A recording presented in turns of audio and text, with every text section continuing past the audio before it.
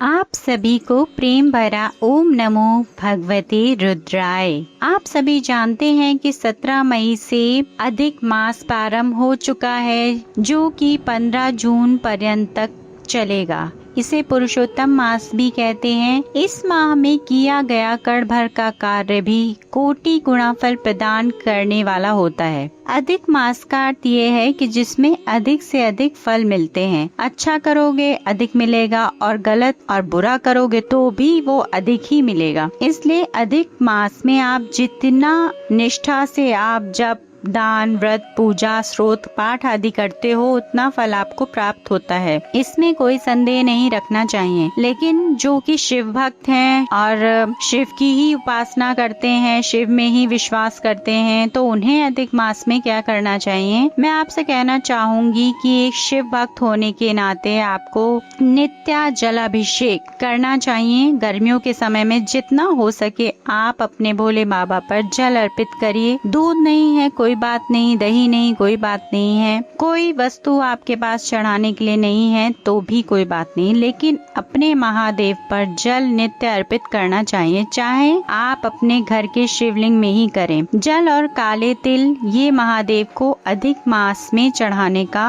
अधिक से अधिक प्रयास करें। सुबह शाम दोनों टाइम महादेव के ऊपर जल और काले तिल चढ़ाने का प्रयास करना, अथवा अपने महादेव के द्वार पर एक दीपदान चाहे सुबह हो चाहे संध्या काल का समय हो जरूर करके आना। दीपदान करने वाला अधिक मास में उसके कुल कुलांतरों में कोई भी आँखों से नेत्रहीन उत्पन्न नहीं होता है। महादेव के सच्चे भक्त हो तो लिंगाष्टकम, रुद्राष्टकम, पंचाक्षर स्रोत जो भी आपको आता है, यदि आपको शिव शास्त्र नाम का पाठ आप कर सके तो महादेव के पाठ आप अधिक मास में अवश्य करें। बेलपत्र अर्पित करें और महादेव पर आप शमी पत्र, बेलपत्र, अपराजिता के पुष्प हो सके तो जरूर अर्पण करें। और अगर आपको ये सब भी नहीं मिल पाता है तो कम से कम जो आपके बागीचे में फूल खिला हो, आपके गमले में खिला हो, उसे ही महादेव पर चढ़ा दीजिएगा। साथ ही आपको अधिक मास में ऐसे कार्य जो आप कर लेंगे तो निश्चित हजारों गुना लाभ मिलेगा ही। दीपक नित्य जलाएं। इस अधिक मास में एक आपके घर के मुख्य द्वार पर और एक तुलसी महारानी जी के अधिक मास की रात को, यानी जब संध्या काल होने वाली हो, दीपदान करना बहुत पुण्यदायी होता है। बहुत ज्यादा अधिक मास में दीपदान महापुण्यदायी माना जाता है। सूर्यास्त के बाद घर के मुख्य द्वार पर गाय के घी का दीपक जलाना चाहिए। इसके साथ तुलसी महारानी के पास में 9 बत्तियों वाला घी का दीपक जलाना चाहिए। दीपक रखते समय मन ही मन माता लक्ष्मी का आवाहन करें, विष्णु भगवान का स्मरण करें, ध्यान करें और जो भी आप अपनी मानसिक बातें, जिस चीज का अभाव है आपके घर में, उनकी प्रार्थना करें। लगातार शेष बचे हुए दिनों में अगर आप ऐसा करते हैं तो जिस मनोरथ के साथ में आप ये दीपदान करेंगे, इस मनोरथ को सिद्ध करने में ये दीपक अवश्य आपकी मनोकामना पूरी करेगा। इसमें कोई संशय नहीं होना चाहिए। और इस पूरे मास में भगवान की सेवा, भगवान का जाप करते रहिए। हिंदू पुराणों के अनुसार हमारे यहाँ पीपल को भी भगवान विष्णु का स्वरूप माना जाता है। पीपल का वृक्ष ही एक ऐसा वृक्ष है जो रात में भी और दिन में भी हमें ऑक्सीजन प्रदान करता है। तो हमें चाहिए कि घी का दीपक जलाकर पीपल के वृक्ष के नीचे परिक्रमा करें और हो सके तो पीपल के वृक्ष पर एक लोटा जल अवश्य चढ़ाएं। उससे भगवान विष्णु प्रसन्न होते हैं। दूसरे जो चाहते हैं कि लक्ष्मी और नारायण हमारे ऊपर प्रसन्न हों, जो चाहते हैं कि लक्ष्मी देवी जी हमारे घर में वास करें, नारायण भगवान की कृपा भी बनी रहे, लक्ष्मी नारायण दोनों वास करें, तो उनके लिए बहुत आवश्यक है कि दक्षिणावर्ती शंख की पूजा, जो दक्षिणावर्ती शंख होता है, उसकी पूजा आप अपने घर में प्रतिदिन इस अधिक मास में समय पर करें। और जो चाहते हैं कि हमारे घर में परमानेंट लक्ष्मी का वास हो, अब देखिए अधिक मास में जो होता है वो 3 साल में आता है, तो ये एक टिकाऊ उपाय है। इस अधिक मास में आप लोग गन्ने के रस से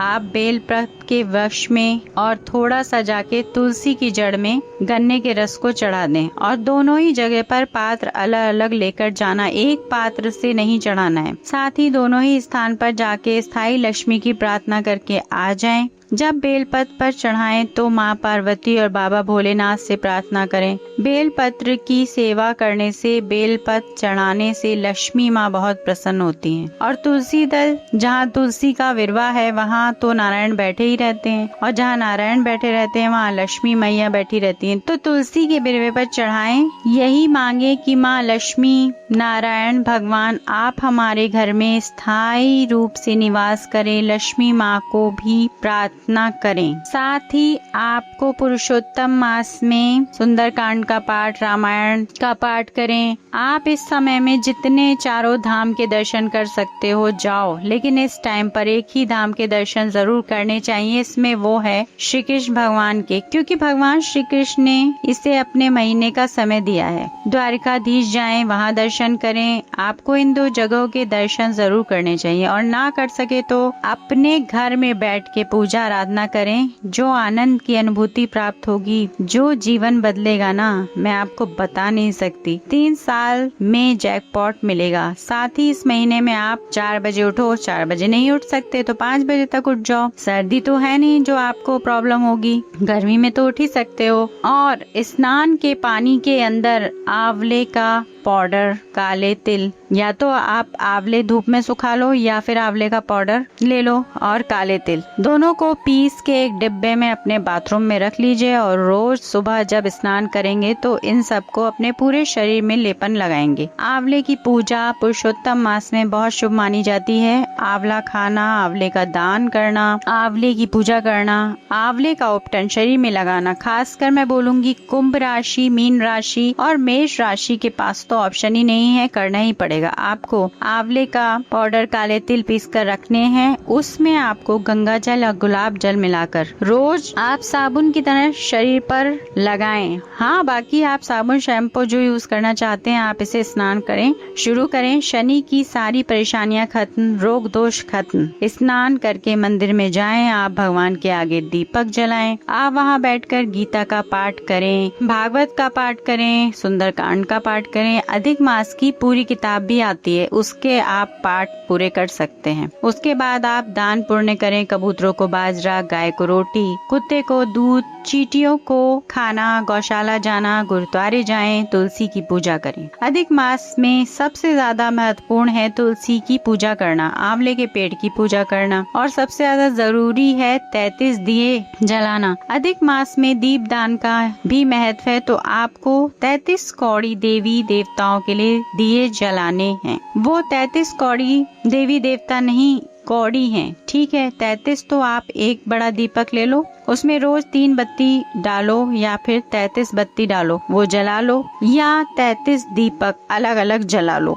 अब चाहे वो सरसों के तेल का हो जला सकते हैं, या फिर घी का दीपक जला सकते हो। इस माह में 33 मालपुए का भी दान पुरुषोत्तम मास में किया जाता है, इसलिए क्योंकि मालपुए जब बनाए जाते हैं तो उसमें बारीक छिद्र हो जाते हैं। जितने मालपुए में छिद्र पड़ते हैं उतने नरकों में हमारे घर के पूर्वजों को जाना नहीं पड़ता, और वो परमात्मा के धाम चले जाते हैं। इसलिए मालपुए दान किए जाते हैं। तो दोस्तों, अधिक मास में ये कार्य करके अवश्य देखिए। हर हर महादेव।